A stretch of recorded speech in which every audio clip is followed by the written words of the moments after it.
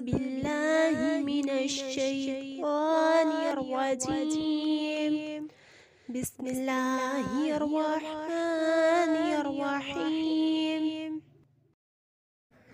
اللہ کے برگزیدہ رسول اور خلیل ابراہیم علیہ السلام کی نسل میں ایک پیغمبر بر صبر و شاکر ہو گزرے ہیں، جن کا صبر ضرب و مثل ہے۔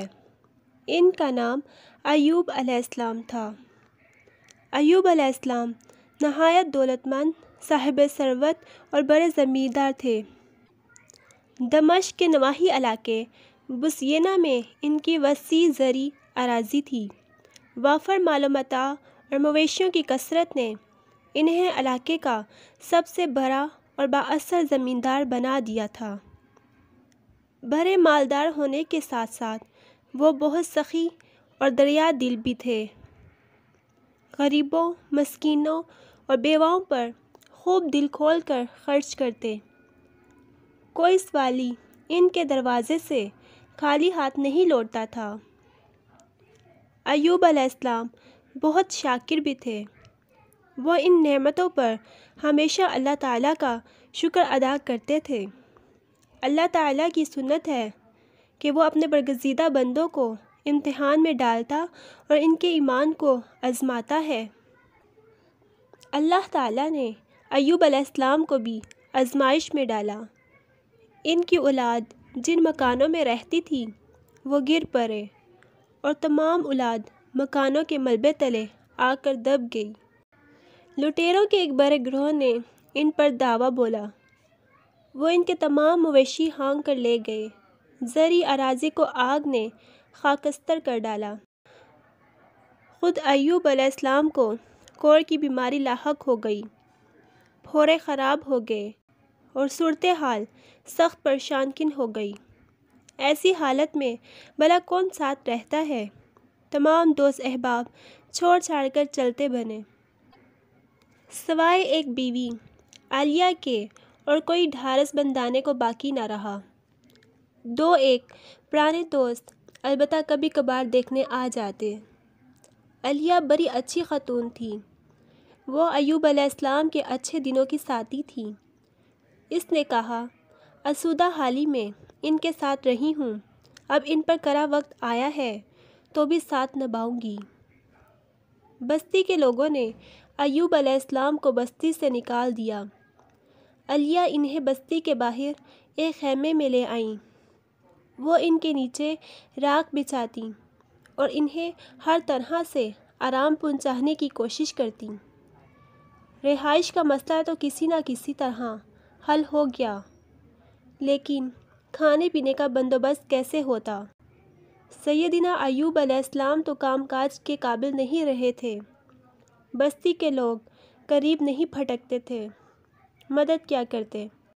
عالیہ نے ہی کمر ہمت باندھی اور لوگوں کے گھر میں کام کاج کرنے لگی۔ وہ لوگوں کے لیے روٹیاں پکاتی، ان کے برتن مانجتی، دن ڈھلے جو روکھی سوکھی ملتی وہ لا کر سیدنا ایوب علیہ السلام کو پیش کر دیتی۔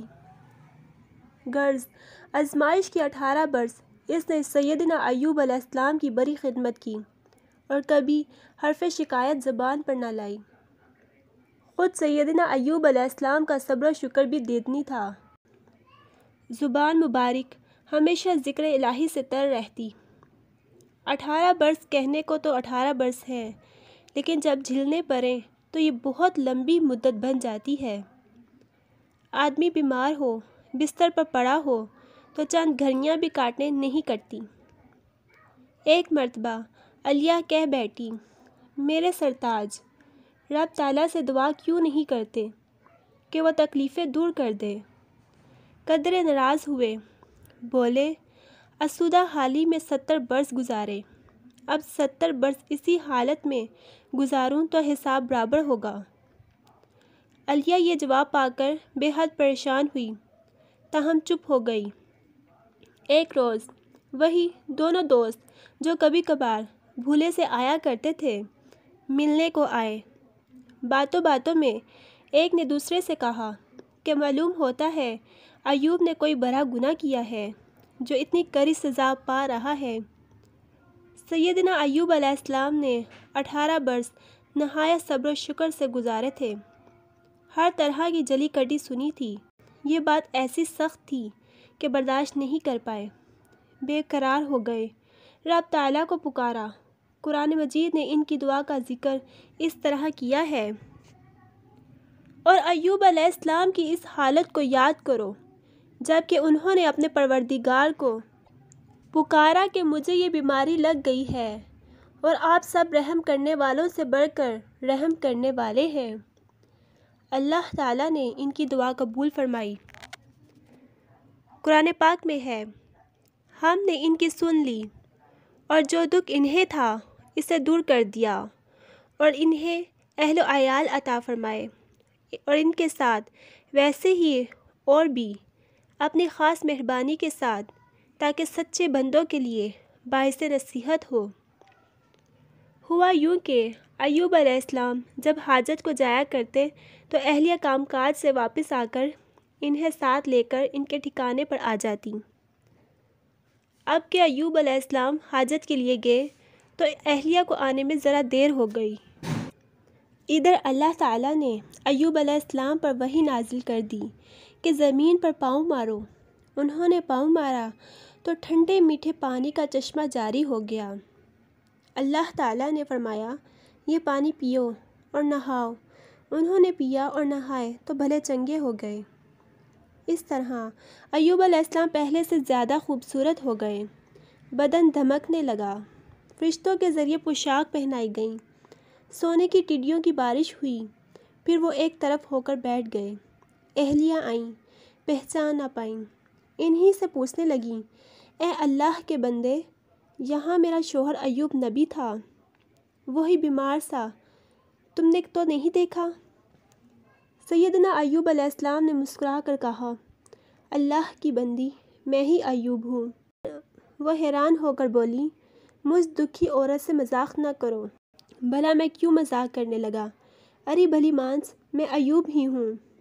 آزمائش ختم ہوئی، اللہ نے مجھے بلا چنگا کر دیا ہے۔ تب اہلیہ علیہ نے بے ساختہ اللہ کا شکر ادا کیا۔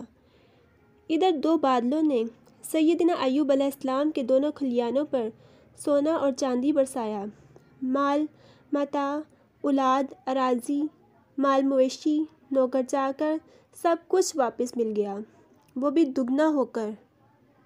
اس کے بعد سیدنا ایوب علیہ السلام مزید 70 برس زندہ رہے اور دین ابراہیمی کی تبلیغ کرتے رہے، اور صبر ایوب علیہ السلام رہتی دنیا تک ضرب مثل بن گیا۔ ویڈیو دیکھنے کا شکریہ۔ امید کرتی ہوں آپ کو ہماری ویڈیو پسند آئی ہوگی۔ مزید ایسی ویڈیو دیکھنے کے لیے ہمارے چینل کو سبسکرائب کریں۔ اللہ حافظ۔